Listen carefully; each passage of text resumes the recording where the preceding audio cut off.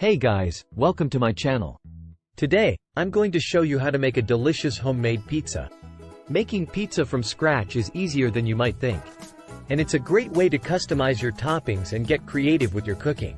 So, let's get started. First, you'll need to preheat your oven to 425 degrees Fahrenheit. While that's heating up, let's talk about pizza dough. You can buy pre-made pizza dough at your local grocery store, or you can make your own. For homemade dough, you'll need flour, yeast, salt, water, and a bit of olive oil.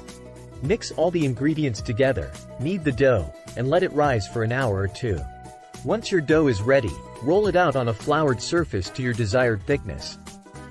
If you prefer a thinner crust, roll it out thinner. If you prefer a thicker crust, leave it a bit thicker. Place the dough on a baking sheet or a pizza stone, and you're ready to add your toppings.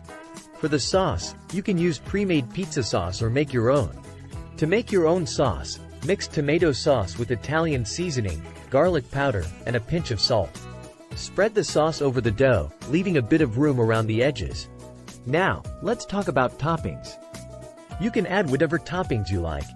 Classic pizza toppings include mozzarella cheese, pepperoni, mushrooms, and bell peppers. But feel free to get creative and add your own favorite toppings. Some other ideas might include chicken, spinach, artichokes, or even pineapple. Once you've added your toppings, it's time to bake the pizza. Place it in the preheated oven and bake for 10 to 12 minutes. Or until the crust is golden brown and the cheese is melted and bubbly.